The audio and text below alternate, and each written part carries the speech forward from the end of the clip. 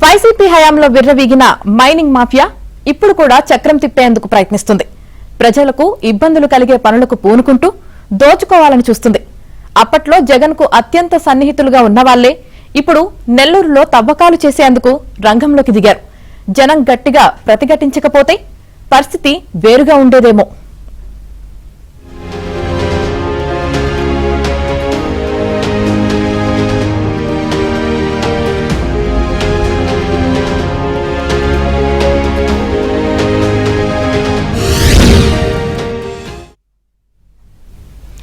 నెల్లూరు జిల్లా ఉదయగిరి నియోజకవర్గ పచ్చని పల్లెల్లో మైనింగ్ చిచ్చురాజుకుంది. అప్పట్లో జగన్ ఓఎస్డీగా ఉన్న కృష్ణమోహన్ రెడ్డి, అతని బినామీలు నాడు ఈ ఆక్షన్లో మైనింగ్ దక్కించుకుంటే ఇప్పుడు డైరెక్ట్ గా రంగంలోకి దిగేందుకు ప్రయత్నిస్తున్నారు. కడప మైనింగ్ డాన్ వెంకటరెడ్డి ముఠాను స్థానిక ప్రజలు గట్టిగానే అడ్డుకున్నారు. అక్రమార్కులకు వత్తాసు పలికిన పోలీసులు కూడా ఇప్పుడు వెనక్కి తగ్గారు.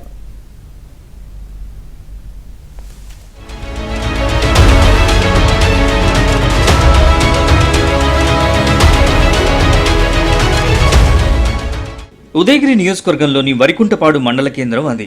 వరికుంటపాడుతో పాటు ఆ పంచాయతీలోని జంగన్రెడ్డిపల్లె, భాస్కరాపురం, కనియంపాడు, ఆండ్రావారిపల్లె గ్రామాలున్నాయి. మైనింగ్ వల్ల ఈ గ్రామాలన్నింటికీ ఇబ్బందులే. మైనింగ్ చేస్తామంటున్న ప్రాంతానికి ఇవన్నీ సమీపంలో ఉన్నాయి.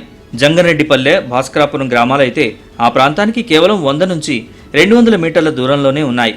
మైనింగ్ మొదలైతే తామంతా గ్రామాలు ఖాళీ చేసి పోవాల్సిందేనని అక్కడి జనం ఆవేదన వ్యక్తం చేస్తున్నారు.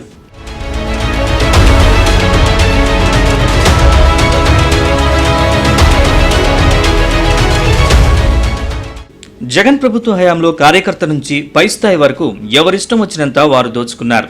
ఉదయగిరి పల్లెల్లో అపార క్వాడ్జ్ నిక్షేపాలున్నాయనే సంగతి అప్పటి సీఎం జగన్ ఓఎస్డీ కృష్ణమోహన్ రెడ్డి గుర్తించారు. ఆయన పిఏ వెంకట్రామరెడ్డికి సమీప బంధువు పోచా వెంకటరెడ్డి. ఆయన కృష్ణమోహన్ రెడ్డికి బినామీ అని కూడా చెబుతూ ఉంటారు. అప్పట్లో కృష్ణమోహన్ రెడ్డి పై స్థాయిలో చక్రం తిప్పారు. హుటాహుటిన ఈ కొండలో ఉన్న ఖనిజ నిక్షేపాలకి ఈ ఆక్షన్ నిర్వహించేలా చేశారు. ఇంకెవ్వరూ తమకు అడ్డు రాకుండా ఆక్షన్లో పాల్గొనదలిచిన వారందరినీ భయపెట్టి భయభ్రాంతులకు గురిచేశారు. వారే 4 ఆక్షన్లో పాల్గొని సుమారు 1 కోటికి ఆక్షన్ దక్కించుకున్నారు.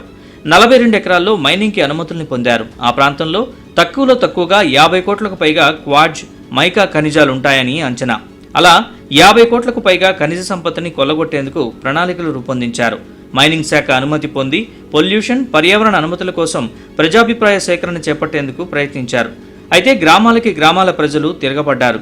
మైనింగ్ చేస్తే ఒప్పుకునే ప్రసక్తే లేదని తేల్చి చెప్పారు. ఎలక్షన్ ఇయర్ కావడంతో వారందరూ వెనకడుగు వేయక తప్పలేదు.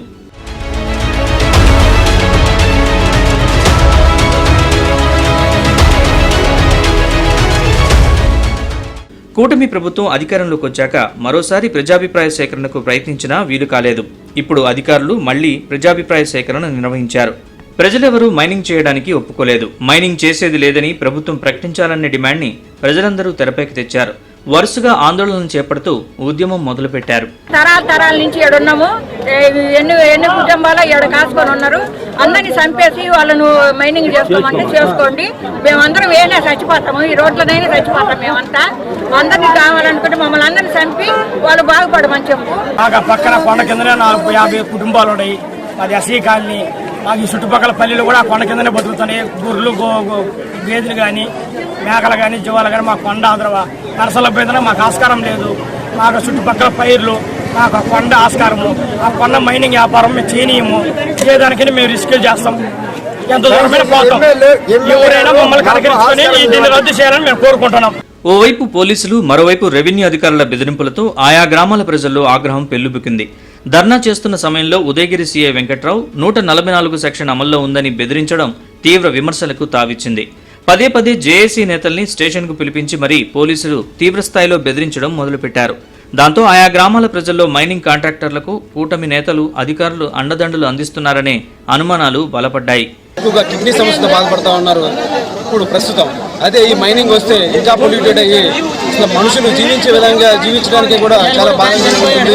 అదేవిధంగా ఈ మైనింగ్ నిలుపుదల చేసి మా ప్రాణాలను కాపాడవలసిందిగా ఎమ్మెల్యే గారిని కోరుతున్నాం. ఎందుకంటే ఎమ్మెల్యే గారు మమ్మల్ని ఇప్పుడు కాపాడాలి. ఎమ్మెల్యే గారు ఈ ఉప్పులపాటు ప్రజలను ఉద్దేశించి ఈ మైనింగ్ నిలుపుదల చేసి మా ప్రాణాలను కాపాడవలసిందిగా కోరుతున్నాం. షేక్ పీరయ్య అనే వ్యక్తిని పలుమార్లు పోలీస్ స్టేషన్కు పిలిపించి బెదిరించారు. అలా పోలీస్ స్టేషన్లోనే పీరయ్యకి గుండె నొప్పి వచ్చి కూలపడ్డాడు. దాంతో 5 గ్రామాల ప్రజల్లో ఆగ్రహం కట్టలు తెంచుకుంది. టీ కూడా తాగనీయకుండా తీసుకొని వచ్చేసిందంట. నేను రానంటున్నా కానీ అతను ఒకరిది సమస్య కాదు, ప్రజలందరికీ సమస్య.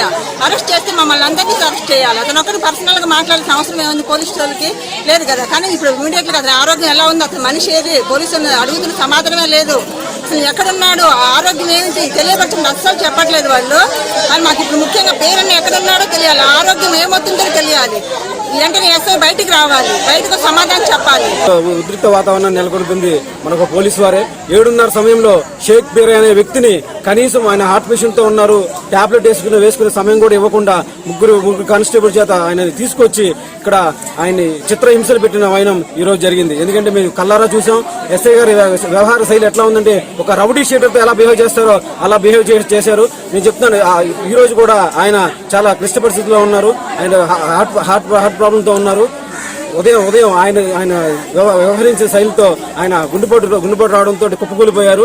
పోలీసులపై చర్యలు తీసుకోవాలంటూ డీఎస్పీ రావాలంటూ జనం ఆందోళన చేపట్టారు. సీఐ వెంకట్రావు కాళ్లబేరానికొచ్చినా వారంతా శాంతించలేదు. ఇలా ఈ మైనింగ్ వ్యవహారం పచ్చని పల్లెల్లో రాజేసిన చిచ్చు రావణ కాష్టంగా మారుతోంది. ఇప్పటికైనా కూటమి ప్రభుత్వం సరైన ఆలోచనతో ముందుకు సాగి ప్రజా ప్రయోజనాల్ని కాపాడాల్సిన అవసరం ఎంతైనా ఉంది.